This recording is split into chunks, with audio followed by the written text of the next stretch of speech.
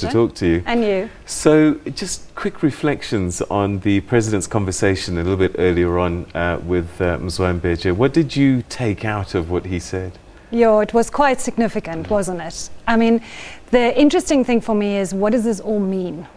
It's only one of two things. Either we're seeing the standoff of all standoffs with Cyril Ramaphosa, or alternatively, he just wanted to get it off his chest, and later tonight or tomorrow he's going to tell us that he's resigning. But he wanted to mobilize first, well, not mobilize, he wanted to tell people what exactly happened and made himself slightly the victim.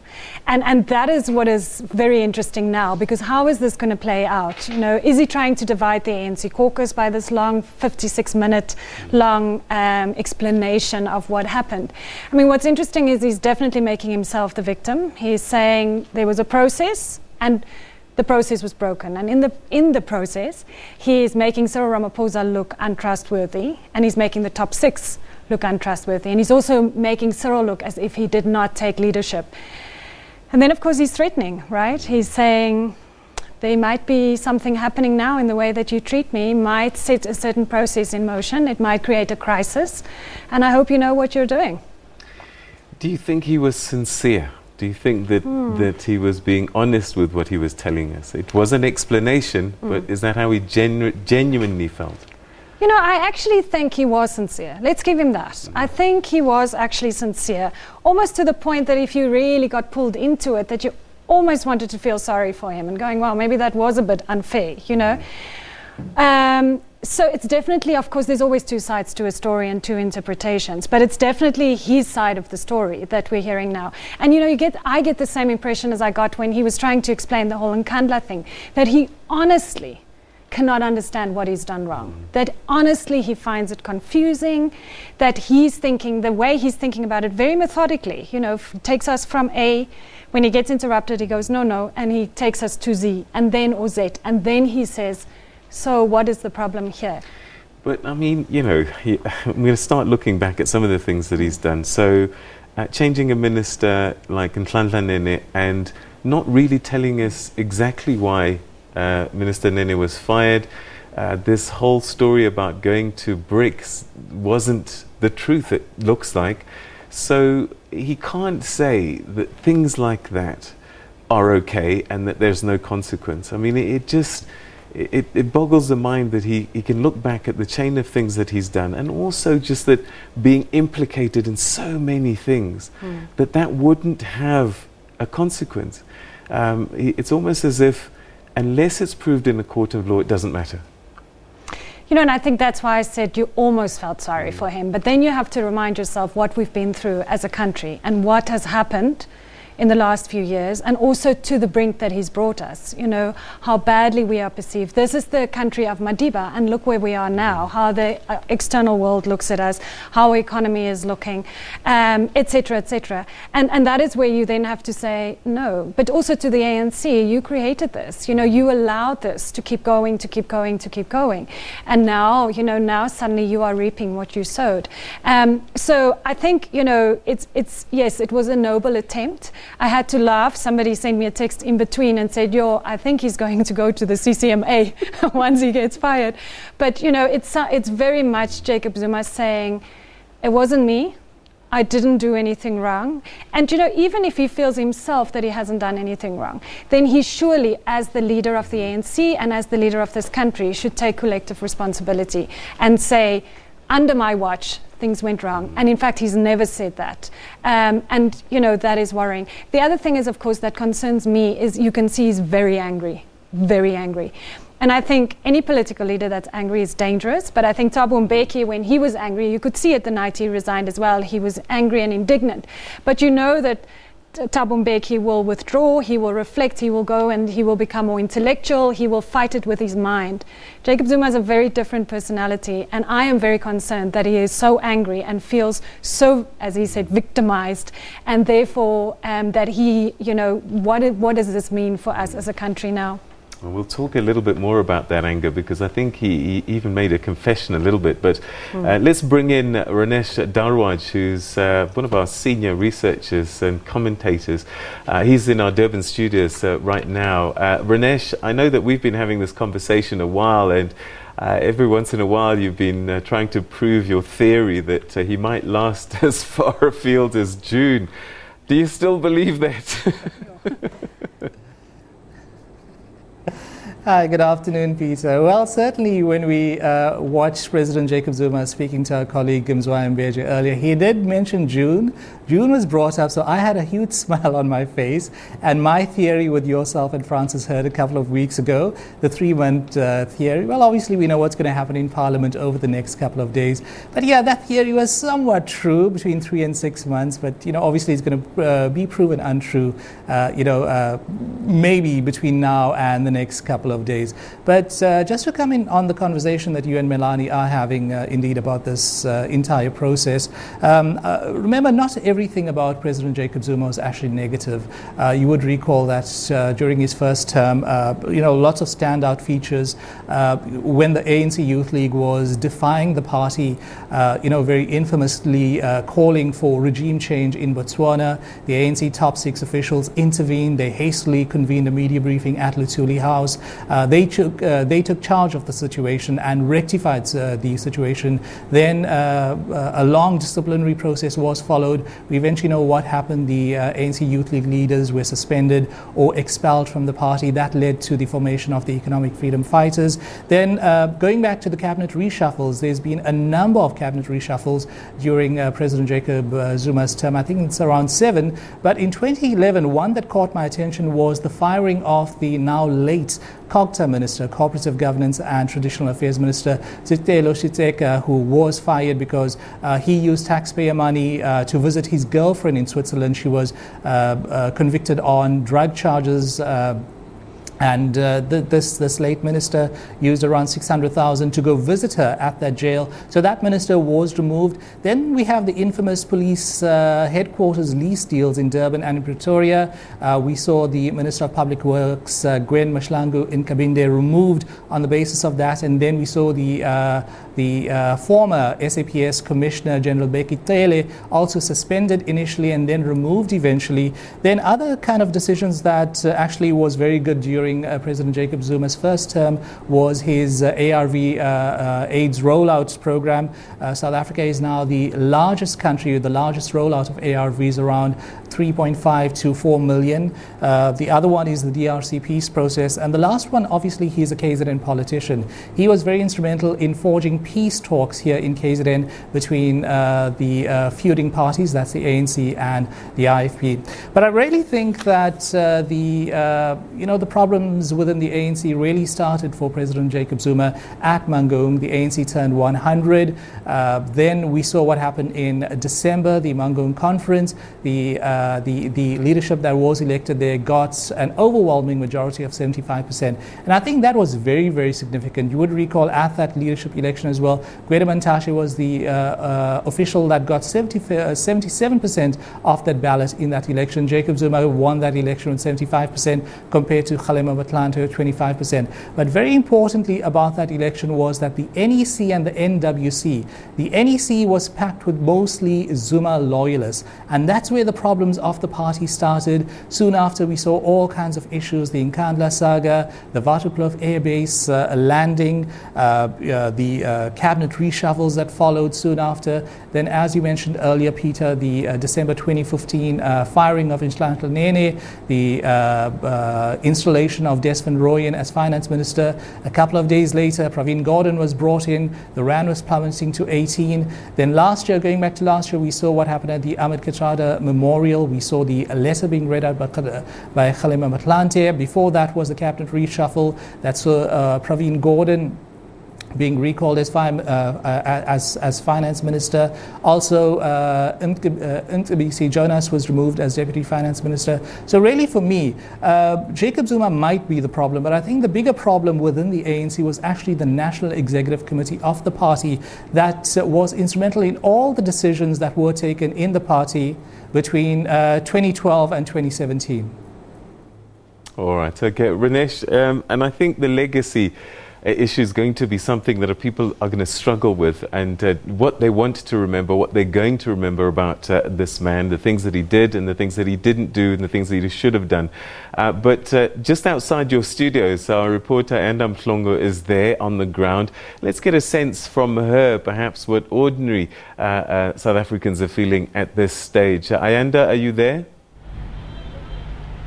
Yeah, good afternoon to you, Peter, coming to you from the Durban CBD. And we've just been here throughout we're struggling to get a picture, so we'll come to you in a short while, but just stay where you are. We're just trying to fix that picture there. This legacy is going to be difficult. I mean, I was just saying before you came on air that Ipsos Markinor had been tracking him since he became president, and he only peaked right at the beginning. And then after that, steady decline over time. And the way I remember things is that he only took action when he had to. It wasn't as if he applied his mind and he says, oh, I must get rid of Bekitele, or I must deal with Shiteka. He almost had no choice. And recently he had to reprimand one of his ministers over the Kandla affair. And the reprimand was a short statement in Parliament. So, you know, Ranesh has painted an interesting picture, but I'm sure a lot of people are going to struggle with the legacy of this man. Of course, Ranesh is correct that nobody is always, no a single person is all bad, and or for that matter, all good. And there's a real risk that we're doing that with Cyril Ramaphosa. The problem is, though, there's numerous levels of problems. The one is his legacy, which I know he's very worried about, but he's destroying his legacy by the second. The longer he holds on, the more acrimonious this process is becoming. The more likely it is that their legacy, nothing will be left, and we will not remember any of the few good things that he did. And I agree with you. I think he came in at a very big high, of course, and, you know, it's ironic, and I think if one person must be quietly smiling today, it must be Thabo Mbeki. You know, what goes around comes around, right? But I think you know, the longer he now holds on, the worse this is going to get. And I agree with you that the thing is, he might have done a few things correctly when he was put under pressure, but let's also remember that what he's not been doing is when it's his strongest allies and they do really, really bad things and they really mess up, he has covered for them and he has kept them. The reason why people like Nene and so on was moved was not because there were any prudent reasons for it, or it was not in the interest of the country. It was because, from what we know, they stood in his way and he could not get his way, and then people got removed. I mean, it was quite obvious that he sort of hated Pravin Gordhan, you know, and I presume for the way he was forced to put him back in, but also because Pravin wasn't allowing him to get away with what he wanted to get away with. And that's the problem. So you have people, we have the Sasa disaster, but Patabile doesn't get moved. You know, we can go endlessly. You know, we have the Zwane disaster in Parliament, which crashes the markets for a little while. Nothing happens to him. So when they are his strong allies, he keeps them there no matter what, you know. And maybe we can say at least he's a loyal man, but that's also not true, because he also asked, Cheryl Carolus said this so beautifully to me in an interview, what she said, one of the things she so resented about him was that he got good men and women to lie for him and even break their oath of office, but then when it didn't suit him anymore, he would just drop them and leave them, you know, and he would not protect them, and then they would be in trouble. I mean, in a way, remember the whole Firepool thing. So there was the poor Minister of Police trying to protect him, and when it came to it, he just went, oh no, actually, we did make a mistake with Nkandla, and he dropped them all, you know. So I think in general, the legacy is not going to be great, and unfortunately for him, from his perspective, I don't think there's a way of dealing with that anymore. I think any good leader should learn that the most important thing is to know when to step down. All right, well, let's go back to KwaZulu-Natal, because actually, Mangaung, it was KwaZulu-Natal that really sort of carried him to a resounding victory as president and a mandate as the president of the party. And it looks as if KwaZulu-Natal's quite mixed about how they feel about President Zuma. Let's go to Ayanda Mhlongo now and get a sense of what she's been able to pick up. Ayanda? Yeah, good afternoon to you, Peter. Hear you there speaking. Mixed reactions indeed from the people of KwaZulu-Natal. I mean, since yesterday, Peter, we've been on the streets in Durban since the NEC announcing its decision to recall President Jacob Zuma, and to hear from the people of KwaZulu-Natal, which is President Zuma's home province. This is where President Jacob Zuma over the years has enjoyed immense support from not only members of the ANC but across the province, from people who even supported other political parties and even political party leaders, saying that their members agreeing to the fact that he was quite a strong leader. And if you look at the elections here, Peter, that have taken place in the province and how the ANC has fared, and some said it was due to a lot of work, the sense that there was this great deal of support and pride that the people of KwaZulu-Natal had when President Jacob Zuma was elected as president of the ANC. Of course, things for the ANC as well in this province, there has been certainly a number of challenges as well, and that then we started to see the support not only for the ANC and even feelings that people had towards Jacob Zuma changing. But here on the streets, Peter, from yesterday, mixed reaction from the people of KwaZulu-Natal. Some saying that they support the decision by the ANC, saying that President Jacob Zuma has always maintained that he is a disciplined, loyal cadre of the ANC and that he will go wherever the ANC says that he must. And they're saying that the ANC has now elected a new president and therefore has taken a decision to remove or recall President Jacob Zuma, and that he should respect the party's decision and make way for the new leadership. Equally, we have people who are very strong in their support for President Jacob Zuma, some even saying that they're the ones that put or voted or put Jacob Zuma in power, and therefore they do not believe that he should go. And following his interview today, lots of people in KwaZulu-Natal were listening to that interview that he had with the SABC and the points that President Jacob Zuma made, and they're saying, Peter, that they support that, and they're saying that if the president feels that he was not satisfied with the reasons that were given by the ANC, that in fact he should remain as a president of the ANC. Others saying, well, why? He just has a couple of months or less than a year to go, and that they should allow President Jacob Zuma to finish his term. Some even going to say that when they've been following politics in the ANC, that there is no president of the ANC that has finished his term, and this time they should allow, the ANC rather should allow President Jacob Zuma to finish his term, and then President Ramaphosa will take over as the president of the country. It's a big debate, and clearly across the country, Peter, people have been eagerly following these developments, and so much so here in the province of KwaZulu-Natal. We also spared the opportunity to speak to the leaders, maybe Akulu, one of the leaders of the ANC, and they're saying that as the ANC or the leadership of the ANC here, that they accept the NEC decision, but what is important for them, which they're going to be doing over the next days, is to be going to all the branches of the ANC in the 10 regions here in the province of KwaZulu-Natal to explain the reasoning or how the NEC arrived at the decision to recall President Jacob Zuma. And they were saying that they were hopeful. He is hopeful that the members of the ANC on the ground will understand and will accept the decision by the ANC leadership. It remains to be seen, Peter, what the response is going to be on the ground when these leaders of the ANC crisscross the province, starting from today, possibly to the weekend, on what the response is going to be from the members of the ANC who have come out in many times, come out when everybody had seemingly turned their back. Some of them said on President Jacob Zuma that he's had the support of KwaZulu-Natal till the last days. You know that even going to the conference, the ANC's 54th conference, there was a strong support of Dr. Nkosazana Dlamini Zuma, of course, but because largely many people, because of President Jacob Zuma. So it's going to be a testing time for the ANC here. What will be the response of the branch members? Still hasn't been a lot that has been said as well by the structures here in the province of KwaZulu-Natal. We'll await to see whether or not they will differ, whether or not they will have different thinking or response to what the decision of the ANC-NEC is. They have in the past, Peter, decided differently to what the ANC-NEC has said, and it will be interesting to see this time what they say. But from the people of KwaZulu-Natal, mixed views. Some saying, President Jacob Zuma, it is time for you to make way for President Ramaphosa. Others saying, allow him to finish his term, Peter. All right, Ayanda, thanks very much indeed. And I guess we could have predicted that it's a mixed bag there. And going into the National Elective Conference, that was the sense that we got.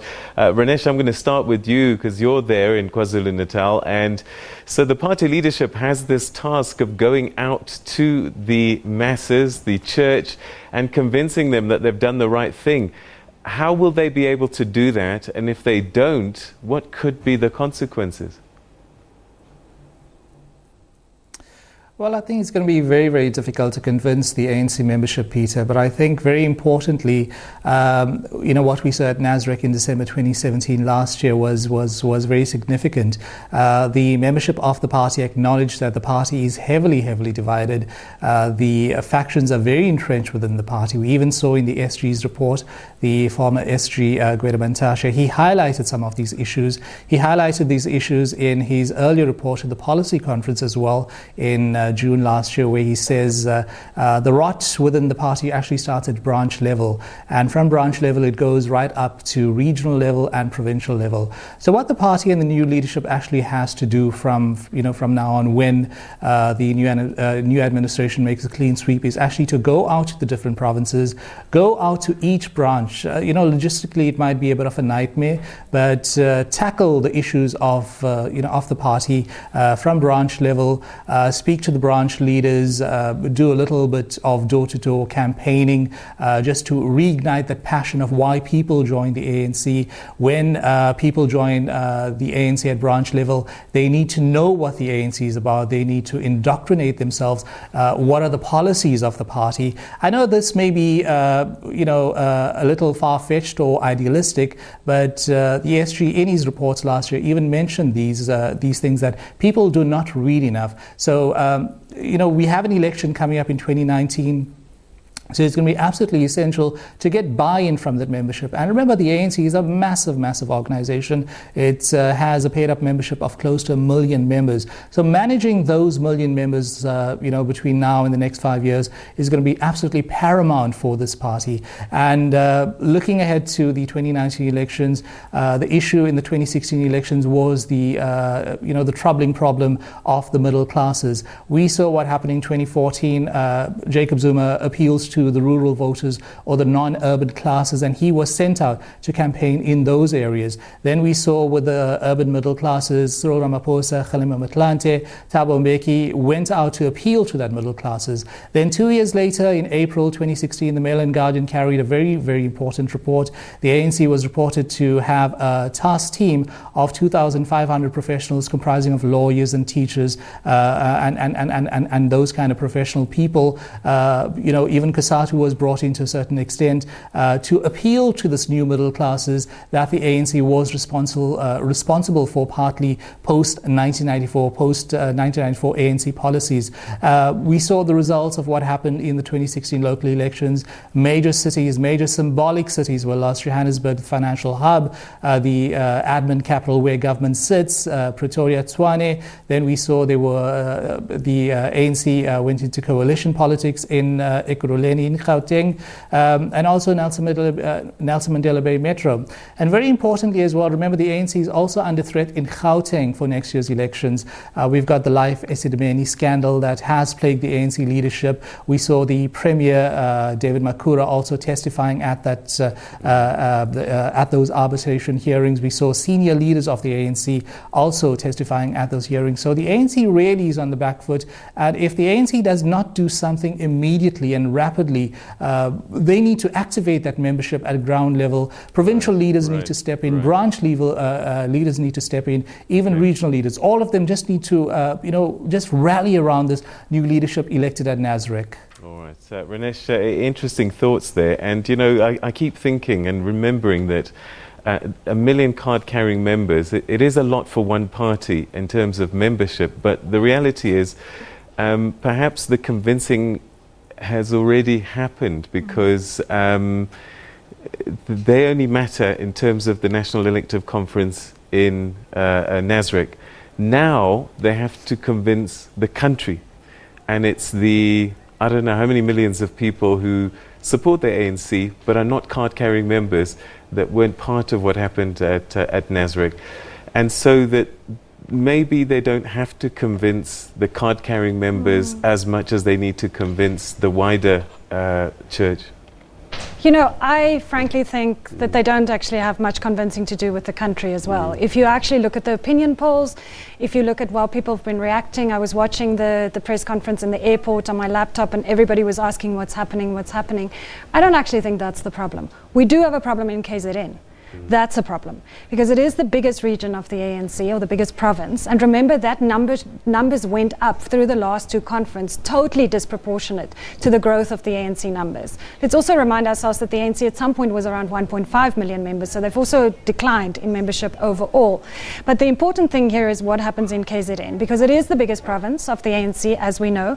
They have no representation on the top 6 for the first time in a very long time. And secondly, it's one of the most divided provinces in the ANC. And of course, we know that's where Jacob Zuma's power base comes from.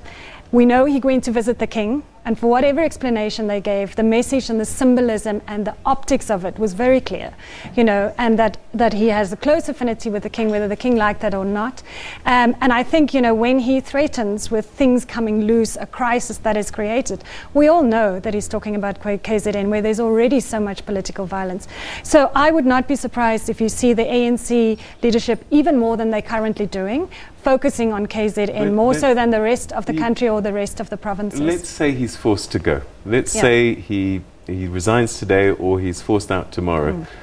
Is he the kind of person who's going to say, that's it, I wash my hands of the ANC, you created this mess, I am not going to help you fix the divisions in KwaZulu-Natal, do it yourself? Or is he going to say, do you know what, I've been around for a little bit, maybe over half of the period that this party has been alive, and I'm going to do my bit anyway?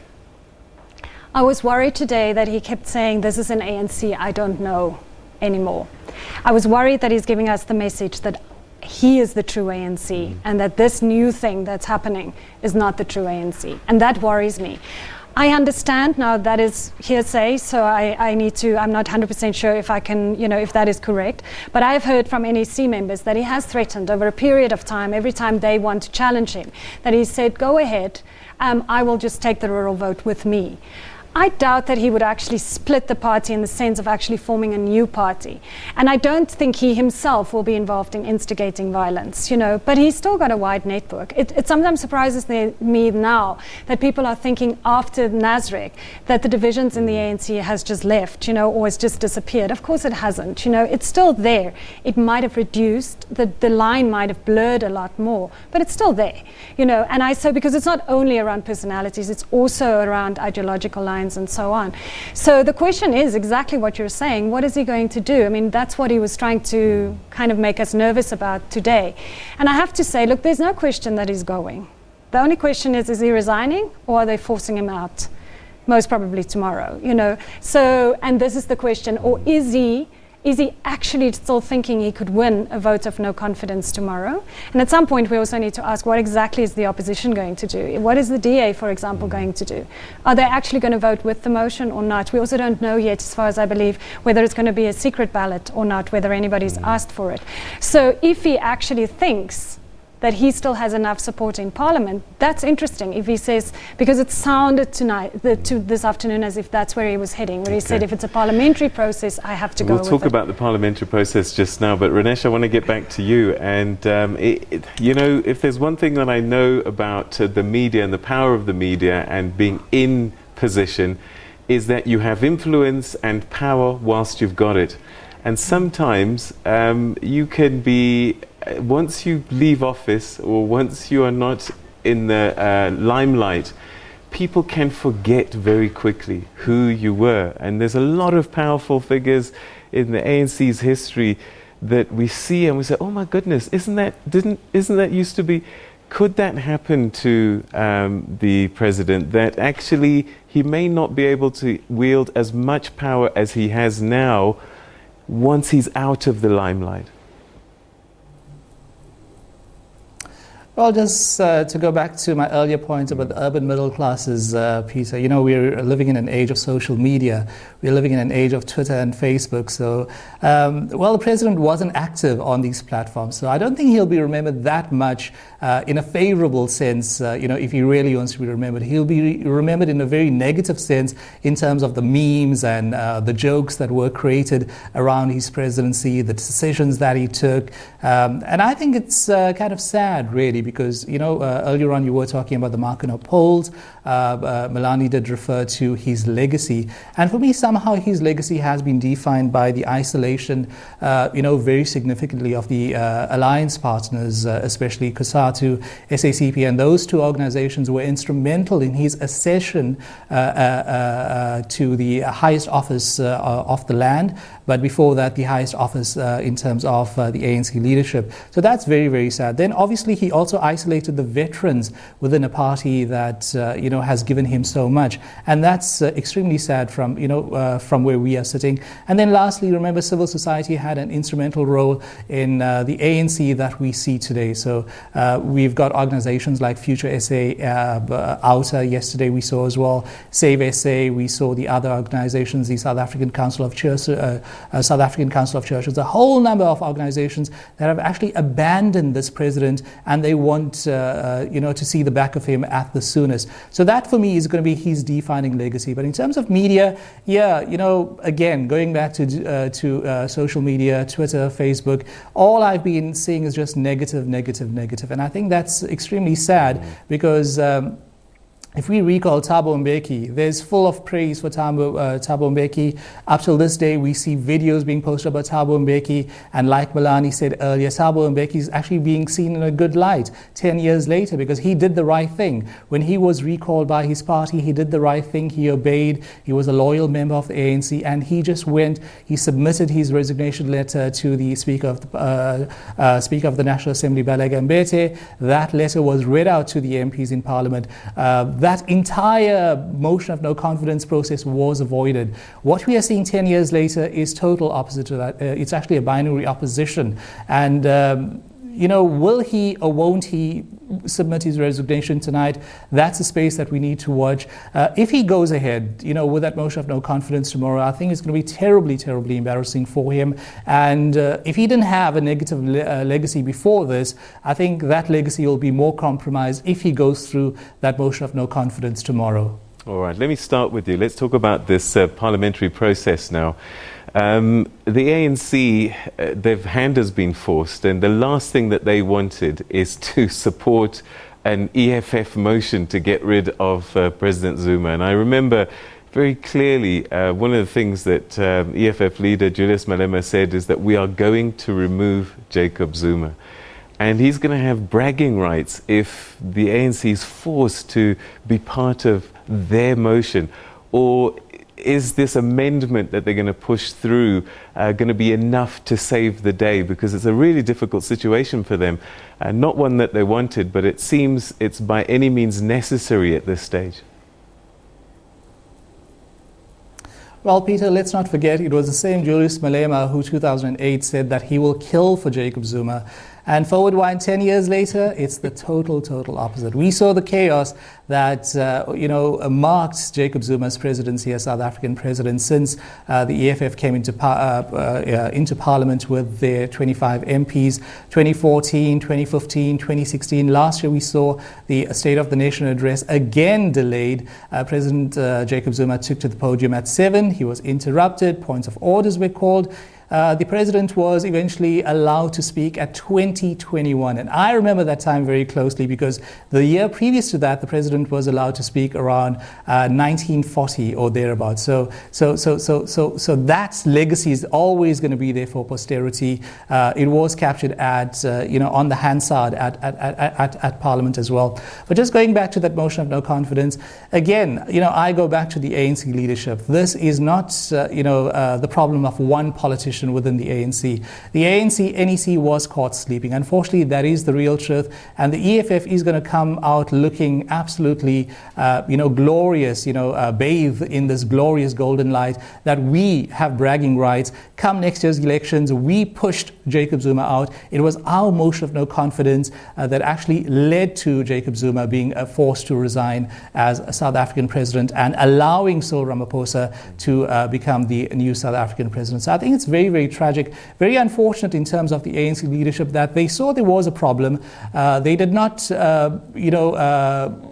grapple with the problem hard enough. They should have, arrested the situation earlier on. The ANC leadership, a new ANC leadership was elected at Nasrec, so they had 2 months to actually maneuver the situation to their advantage. But again, they were caught unawares, from where I'm sitting. That's my opinion. All right, Ranesh, we're going to let you go. Thank you very much indeed for joining us and sharing your thoughts with us this evening. Some interesting insights. And we're going to take a quick break. When we come back, we'll continue to explore the challenges that the ANC faces if they're forced to have this vote of no confidence tomorrow, because it could all be averted, actually, if the president this evening makes a statement of resignation.